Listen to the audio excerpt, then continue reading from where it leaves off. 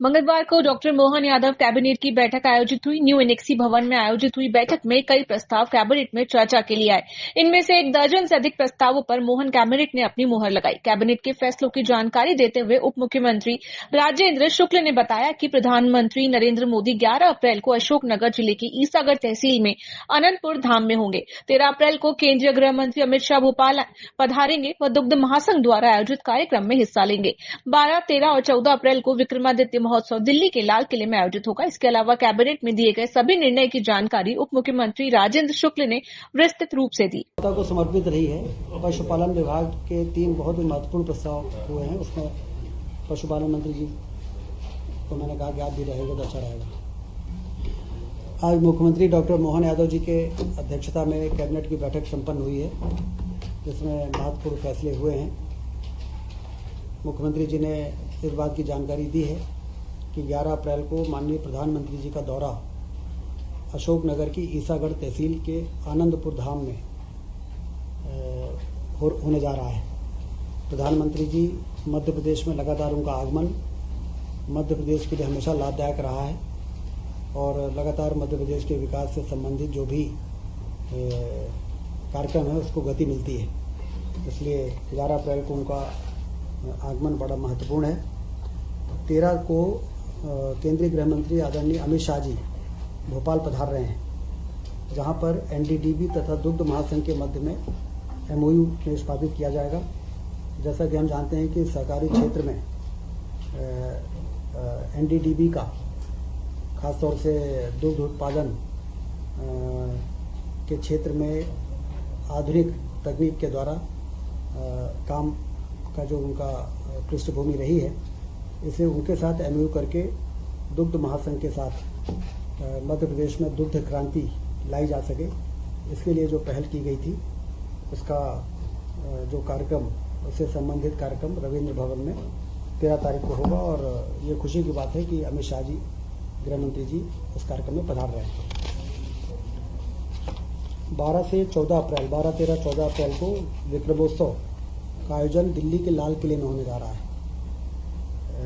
मंत्रिमंडल के सभी साथी इस दौरान वहाँ पर रहेंगे और एक एक्सपोजर, राष्ट्रीय स्तर का एक्सपोजर सम्राट विक्रमादित्य के जो शासन करने की, सुशासन की स्थापना का जो उनका इतिहास रहा है, उसका नाटक के माध्यम से मंचन होगा और राष्ट्रीय स्तर पर उसका व्यापक एक्सपोजर होगा।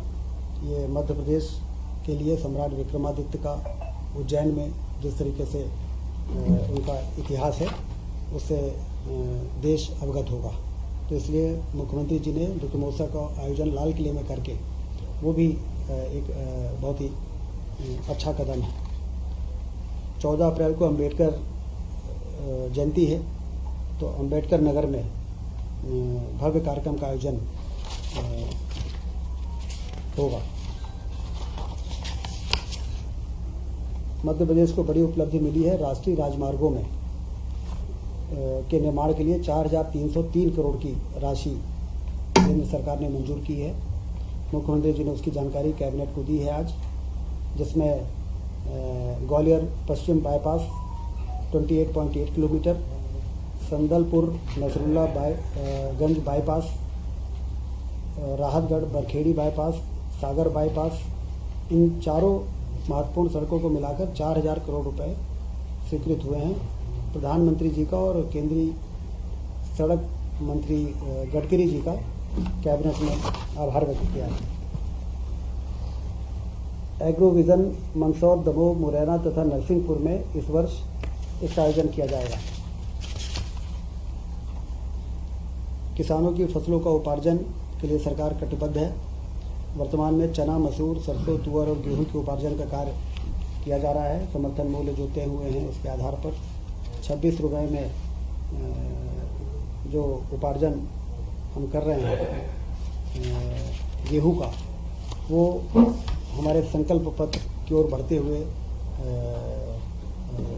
कदम के रूप में देखा जा रहा है।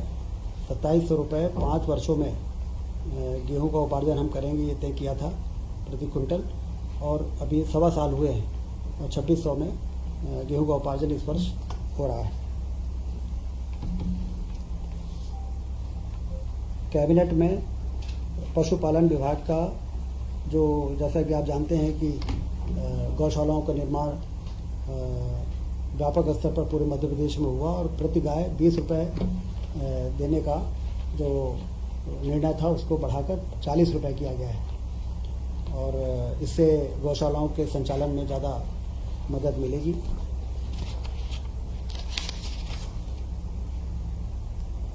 वृहद गौशालाएं बने 5000 मिनिमम गायों की, जिसको गौवंश वन विहार कहते हैं, गौअभ्यारण्य भी कहते हैं। उसके लिए पीपीपी मोड में निवेशकर्ताओं को आमंत्रित करने के लिए पॉलिसी का आज मंत्रिपरिषद ने अनुमोदन किया है।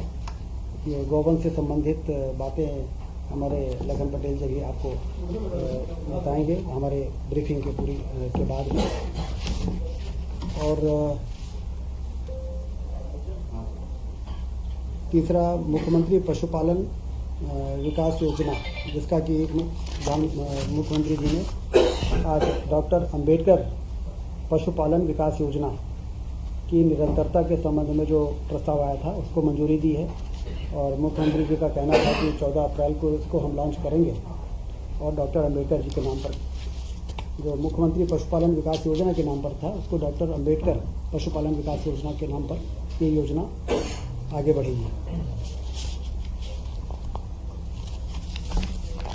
पार्वती कालीसिंध चंबल लिंक परियोजना अंतर्गत मल्हारगढ़ दाब युक्त सूक्ष्म सिंचाई परियोजना की प्रशासकीय स्वीकृति कैबिनेट ने दी है।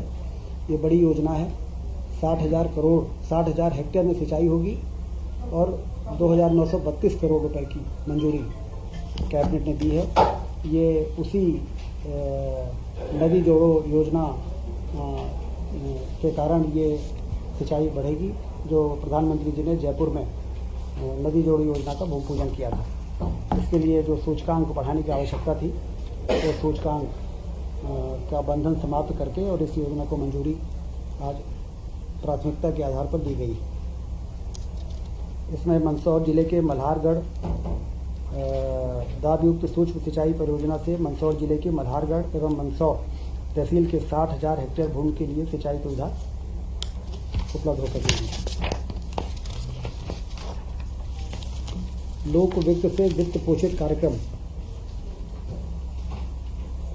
एवं इन कार्यक्रमों के अंतर्गत आने वाले परियोजनाओं के परीक्षण की भी प्रशासकीय स्वीकृति आज दी गई है। फाइनेंस डिपार्टमेंट का ये एक महत्वपूर्ण एजेंडा था जिसको स्वीकृति प्राप्त हुई है। 2025-26 के लिए शासकीय शालाएं जितनी भी हैं हमारी, उसके गुणवत्ता के सुधार के लिए, क्योंकि जिस तरीके से मध्य प्रदेश में इंफ्रास्ट्रक्चर मजबूत हुआ है, अब सरकार का फोकस शिक्षा और स्वास्थ्य है और रोजगार है। तो शिक्षा की गुणवत्ता में कैसे सुधार हो, इसके लिए भारत सरकार का उपक्रम है एटसिल इंडिया लिमिटेड। इसके साथ MOU साइन करने का फैसला हुआ है, जिसमें सीखने में वृद्धि की कार्यशालाएं, सीखने के परिणाम आधारित मूल्यांकन, कई पैरामीटर्स हैं जिस पर उनके साथ मिलके और गुणवत्ता में सुधार के कार्य को हाथ में लिया जाएगा। किसके साथ ये एटसिल है।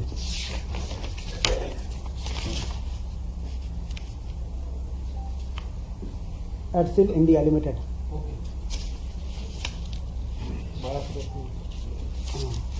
PSU है।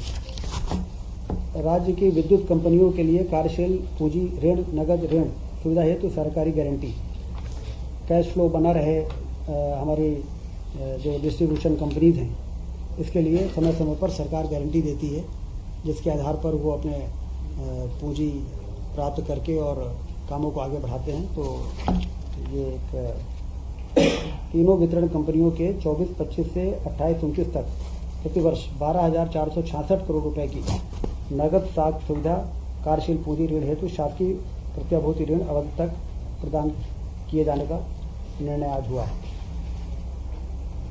उक्त प्रस्तावित गारंटी पर मात्र 0.5% की दर से गारंटी शुल्क दिया जाएगा।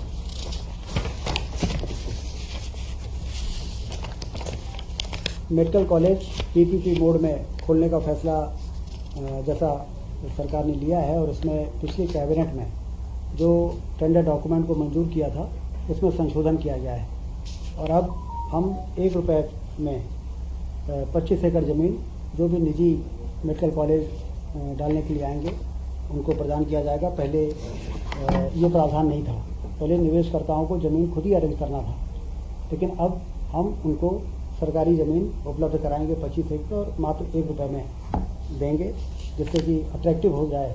हमारा इन्वेस्टमेंट का जो मॉडल है वो अट्रैक्टिव होगा तो लोग ज़्यादा उत्साह के साथ निवेश करेंगे। दूसरा, जो पहले जिला अस्पतालों को प्राइवेट डेवलपर को ट्रांसफ़र करने का प्रावधान किया गया था, उसको चेंज किया गया है। अब हमारे जिला अस्पताल एज इट इज़ रहेंगे, सरकारी नियंत्रण में रहेंगे, और सिर्फ निजी मेडिकल कॉलेज डेवलपर्स को जिला अस्पताल उनसे संबंध किया जाएगा, जिसका संचालन सिविल सर्जन भी करेंगे, और मेडिकल कॉलेज के जो सुपरिटेंडेंट हैं उनकी एक कमेटी रहेगी। तो जिला अस्पताल अपग्रेड भी होगा, एडिशनल मैन पावर भी मिलेगा, प्राइवेट मेडिकल कॉलेज के जीआर और एसआर भी मिलेंगे, हमें प्रोफेसर भी मिल जाएंगे, और जिला अस्पताल में 75% निःशुल्क जो आयुष्मान कार्डधारियों को सुविधा है वो मिलेगी। तो वर्तमान में जो जिला अस्पताल है उससे सीटें बढ़ेंगी ही, और 75% जो वर्तमान में बेड हैं उससे ज़्यादा होंगे। तो इसलिए स्टेटस भी बना रहेगा, और आम आदमी के लिए जिला अस्पताल जिस प्रकार से उपलब्ध रहता है वो और बेहतर तरीके से उपलब्ध रहेगा। पशुपालन, आज की कैबिनेट गौ माता को समर्पित रही है। 3 महत्वपूर्ण फैसले हुए हैं, 20 रुपये से 40 रुपये, और डिजी पीपीपी मोड में वृहद गौवंश वन विहार बनाना, और तीसरा अंबेडकर पशुपालन विकास योजना की निरंतरता को बनाए रखना। इसके लिए लखन पटेल जी, हमारे माननीय मंत्री जी पशुपालन मंत्री हैं, मैं उनको बधाई भी देता हूं, और वो आपको इसके बारे में और थोड़ा विस्तार से बताएंगे। मित्रों, मैं आज की कैबिनेट में माननीय मुख्यमंत्री जी को बहुत बहुत धन्यवाद करना चाहता हूं कि आज की कैबिनेट और मेरे कैबिनेट के सभी साथियों की बहुत बहुत धन्यवाद करना चाहता हूं कि आज की कैबिनेट गौ माता के और दुग्ध उत्पादन के नाम पर रही। उसमें 2 बहुत महत्वपूर्ण फैसले, जैसे 20 से 40 रुपये वाला बताया आपको माननीय मुख्यमंत्री जी ने, वो फैसला, और जो स्वावलंबी गौशालाएं हम बनाने जा रहे हैं। जो हमारे प्रदेश की आज सबसे बड़ी समस्या है, निराश्रित गौवंश जो सड़कों पर रहता है, वो सड़कों से कैसे हटे, जो मैं बार बार पहले भी आप लोगों से कई बार चर्चा कर चुका हूं इस विषय में। आज वो बात धरातल पर आ गई और कैबिनेट से वो हमारा प्रस्ताव पारित हो गया, जिसमें कि हम 5,000 मिनिमम, उससे लेकर 10,000, 15,000, 20,000 गौवंश को रखने के लिए हम पीपी मॉडल तैयार कर रहे हैं, जिसमें जो भी बिडर आएगा, जो भी इन्वेस्टर आएगा, वो उसमें सीएनजी का भी उत्पादन कर सकेगा, सोलर लगाकर बिजली भी उत्पादित कर सकेगा। यानी कुल मिला के अगर हम कहें कि इसको स्वावलंबी बनाना, और धीरे धीरे जो हम अभी 40 रुपया 20 से 40 जो किया है वो हम देंगे, तो उससे हम पूछेंगे कितने दिन तक आप लोगे उसको, जब जैसे वो स्वावलंबी हो जाएगी, क्योंकि इसको बनाने में लगभग हमने जो समय दिया वो 3 साल का दिया है। लेकिन जो अच्छे लोग, ज्यादा इंटरेस्ट वाले लोग होंगे, वो 1.5 साल में इसको बनाकर तैयार कर लेंगे। तो मुझे लगता है ये आज का सबसे बड़ा फैसला है, और गौ माता के लिए सबसे बड़ी सुविधा का फैसला होगा। और मुझे कहते हुए खुशी है कि इस साल अभी हम बहुत जल्दी इसका डॉक्यूमेंट निकाल करेंगे, और प्रयास ये होगा कि कम से कम 5-7 जगह, 8 जगह ये साल शुरू हो, और इसको हम हर जिले तक ले जाएंगे, जिसमें कि हर जिले में ये 10,000, 15,000 गौवंश जब उसमें जाएगा तो कोई भी गौवंश मध्य प्रदेश में आपको नजर नहीं आएगा। इसमें 1 साल 1.5 साल का समय लगेगा, क्योंकि बड़ा काम है, और पूरा इन्वेस्टमेंट करना, उसको पूरा फेंसिंग करना, सब कुछ सेट बनाना, ये थोड़ा सा बड़ा काम है, इसलिए समय लगेगा। लेकिन मुझे आज खुशी है कि ये काम हम नीचे तक लेकर के आ पाए। दूसरा, एक और बहुत महत्वपूर्ण फैसला हुआ है जो माननीय मुख्यमंत्री जी ने बताया कि हमारी जो पुरानी 8 योजनाएं चल रही थी उनको निरंतरता दी, और उसके साथ साथ उसमें एक योजना और जोड़ी गई, जिसमें कि 25 गाय या भैंस, दुधारू इकाई, 25 गाय या भैंस की एक इकाई बनेगी, जिसकी लागत लगभग 42 लाख रुपए होगी, और वो 42 लाख रुपए में अन्य सभी को 25% अनुदान दिया जाएगा और एससी और एसटी वर्ग के जो लोग इसमें लेंगे उनको 33% का अनुदान दिया जाएगा। साथ ही उसमें सबसे बड़ी बात इसके अंदर एक है कि एक आदमी 8 यूनिट यानी 25 की एक यूनिट को 8 यूनिट भी एक आदमी ले सकेगा, जिससे लगभग 200 गाय या 200 भैंस वो एक साथ अपने उससे उत्पादन शुरू करेगा। तो इससे एक तो ये होगा कि हमारा प्रदेश का दुग्ध उत्पादन बढ़ेगा, साथ ही लोगों को रोजगार भी इससे उपलब्ध होगा, रोजगार भी मिलेगा। और ये बहुत महत्वाकांक्षी योजना है। इसका जैसे आदरणीय मुख्यमंत्री जी कैबिनेट में तय हुआ कि इसका नाम डॉक्टर भीमराव अंबेडकर दुग्ध उत्पादन योजना इसका नाम रखा जाए, तो वो भी हम करने जा रहे हैं। और मुझे आज बहुत प्रसन्नता इस बात की कि मेरा सपना था कि गाय को हम कैसे हटाएं, और जिस दिन मैं पशुपालन मंत्री बना था उस दिन मुझे किसी एक बहुत बड़े आदमी ने कहा था मुझसे कि इस विभाग में अगर तुमने ये काम कर लिया तो शायद ये सबसे बड़ा इस प्रदेश के लिए काम होगा। और मुझे लग रहा है कि अब हम उस पर शुरू हो गए और आज से हम प्रारंभ कर रहे हैं इस काम को। आने वाली बहुत जल्दी इसके परिणाम देखेंगे आप सब। गौवंश की भी रक्षा होगी, खेती की भी रक्षा होगी, दोनों चीजें होगी। उससे हम जो जैविक खेती की बात करते हैं, अभी तक बात खाद की उपलब्धता नहीं हो पाती, तो अभी एक नई टेक्निक आई है जिसमें कि इसकी जब हम इसमें गोबर गैस लगाएंगे, सीएनजी निकालेंगे, तो जो इसकी सलरी निकलेगी उससे हम खाद बनाते हैं। अभी तो कम से कम 50 दिन लगते हैं उसको खाद बनने में, और उसमें जो नाइट्रोजन, फास्फोरस और पोटास की मात्रा होती है वो मात्र 2.5% से 3% होती है। 1% पोटास होता है और 1% फास्फोरस होता है। नई तकनीक से हम इस खाद को 8 दिन में से 10 दिन में डेवलप कर लेंगे और उसमें कुछ चीज मिक्स करके, और उसमें जो नाइट्रोजन, फास्फोरस, पोटास की मात्रा है वो 4 से 5 गुना हो जाएगी।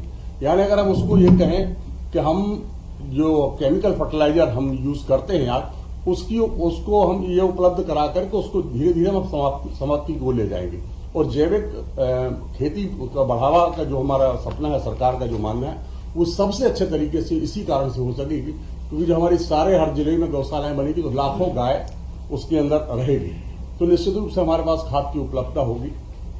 और इसकी सबसे एक महत्वपूर्ण हिस्सा है हमारा नस्ल सुधार का।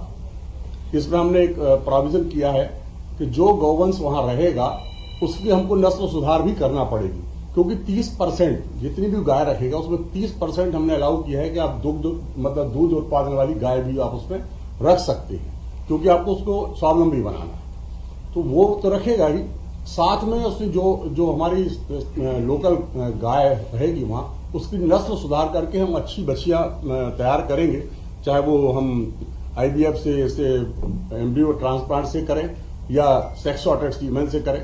उसको करके हम आने वाले 5-6 सालों में आपको जो भी हमारे यहाँ का बछिया होगी या जो भी उससे पैदा होगी वो निश्चित रूप से अच्छी नस्ल, देशी नस्ल की होगी।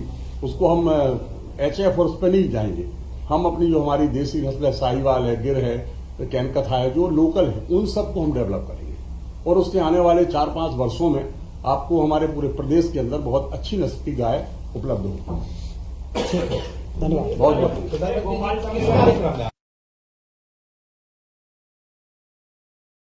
बहुत साहब दर्शन करेंगे जी। उस दिन 13 तारीख को जैसे माननीय मुख्यमंत्री जी ने कहा है कि 13 तारीख को NDDB के अंदर जो हमारा MOU होने वाला है, जो हमारी सांची है, उसको वो लोग संचालित भी करेंगे और जो मार्गदर्शन भी देंगे जो उसको और बेहतर कैसे तरीके से किया जा सकता, उसी सिलसिले में माननीय अमित शाह जी आ रहे हैं। साथ ही सहकारिता का एक बड़ा सम्मेलन होने वाला, उसका समीक्षा होने वाली है, क्योंकि सहकारिता को हम नीचे तक, हमारी सरकार और माननीय अमित शाह जी उसको नीचे तक ले जाना चाहते हैं, क्योंकि जब तक मल्टी नहीं करेंगे हम उसको, पैक्स की मजबूती होगी तो नीचे तक जाएगी, किसानों तक जाएगी। तो इसलिए हम पैक्स को मजबूत करने के लिए उसके लिए समीक्षा भी करेंगे जी। सरकार ने तत्काल संज्ञान में आते ही उसके खिलाफ FIR कराई, उसकी गिरफ्तारी कर ली है और आगे जैसे ही जांच के सारे प्रतिवेदन आएंगे, उसके फर्जी बिना किसी मेडिकल काउंसिल के रजिस्ट्रेशन के ही वो सारे जो आरोप सामने आ रहे हैं, जो उसने अवैध रूप से सर्जरी की है, उससे जो मौतें हुई हैं, उसकी जांच के बाद जैसे ही इसके परिणाम सामने आएंगे। कानून अपना काम करेगा, कड़ी से कड़ी कार्रवाई होगी। सर, हैदराबाद से बातचीत कर रही है या फिर मध्य प्रदेश के बहुत ही गंभीर मामला है, ये बहुत ही बड़ा मामला है और जो जांच से संबंधित जितनी भी जांच से संबंधित कार्रवाई है उसके परिणाम आने के बाद आप देखेंगे कि कार्रवाई करने में, कड़ी से कड़ी सजा देने में सरकार कोई कोताही नहीं करेगी। सर, जबलपुर में भी सिमिलर एक एफआईआर दर्ज हुई है। एक व्यक्ति 1 साल से फर्जी डॉक्टर के। सरकार इस मामले में जीरो टॉलरेंस पे काम कर रही है और इसीलिए जैसे ही कोई विषय सामने आते हैं तत्काल कानूनी कार्रवाई होती है, एफआईआर होती है, गिरफ्तारी होती है। आप देखिए 24 घंटे के अंदर उसको इलाहाबाद से गिरफ्तार करके और यहाँ ले आए हैं। पूछताछ हो रही है, जांच, मानवाधिकार आयोग भी इसकी जांच कर रहा है और परिणाम का इंतजार करिए, रिजल्ट रिपोर्ट आने दीजिए, उसके बाद कार्रवाई होगी। मुख्यमंत्री जी का स्पष्ट बयान इस संबंध में आ चुका है। सर, एंटायर स्टेट में